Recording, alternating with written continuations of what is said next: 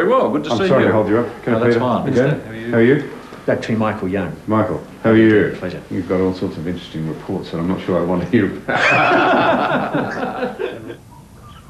Wentworth wants to use the markets, but introduce a new player who will work for the river itself.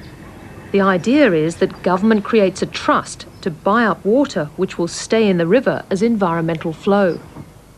We would see that environmental trust being able to buy and sell water, so that during a drought when the farmers desperately need that water and the environmental needs are still there but can be less, we would sell water to the irrigators. Make a lot of money. And make some money. And during wet periods, when the water price is down, that is when we want quite a lot of the environmental water, because that's when we want to top up floods to wetlands and floodplains.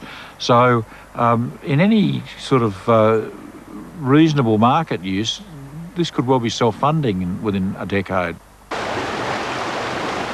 Peter Cullen wants the taxpayer to spend $150 million a year for the trust over 10 years, funnelled through federal and state governments.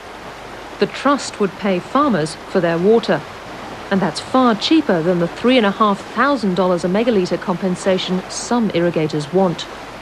Ute loads of cash would be very popular with the farmers, but why would you give them that when you can buy it on the water market for, say, $700 a megalitre? So that's why I think a market solution is better, rather than the fantasies we're hearing about levels of compensation.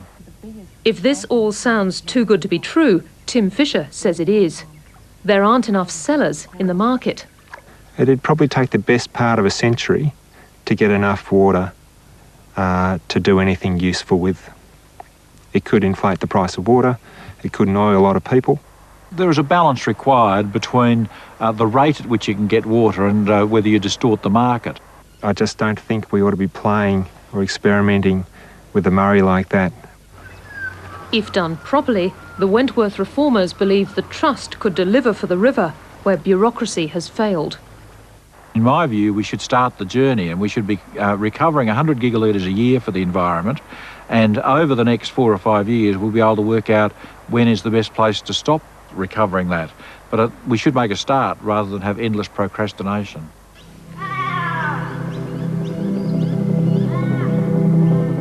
Under the Wentworth plan, the old set volume of water under a licence would go. Instead, water rights would be flexible, depending on river health.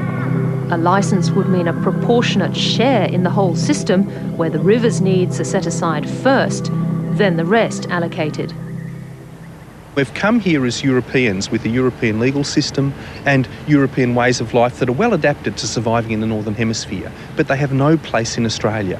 And the idea that you can do as those irrigators suggest, of take this water that's already overcommitted and that's not there every year anyway, and say, I've got a European-style basket of rights in my hand here and that's mine, just won't work here. It'll leave you without a country in future. You won't have any place in Australia if you continue to think like that. It's understood that the federal government is attracted to the trust idea. But Wentworth's thinking is sensitive. Even its members don't agree on how the pain should be shared, and irrigators are hostile. What do you make of the Wentworth Group? The Wentworth drugs. Is that what you call them? No, I think that some of them need to get out and have a closer look at what really happens out on the ground. I really don't understand this love affair with the Wentworth Group. A lot of politicians we talk to tell us how good the Wentworth Group are. And I think some of their work on land clearing may have been quite credible, but the stuff on water that I've seen is far too simple, and I think the answers are going to be a lot harder than that. It's going to require a lot better science and a lot more cooperation. It's the simplicity of market forces at work that appeals to economist Mike Young. The lovely thing about markets is it only involves willing people. If you use those sorts of processes to drive the entire repair and restoration of health to the River Murray, you've only got willing people doing it. And if people are all willing to contribute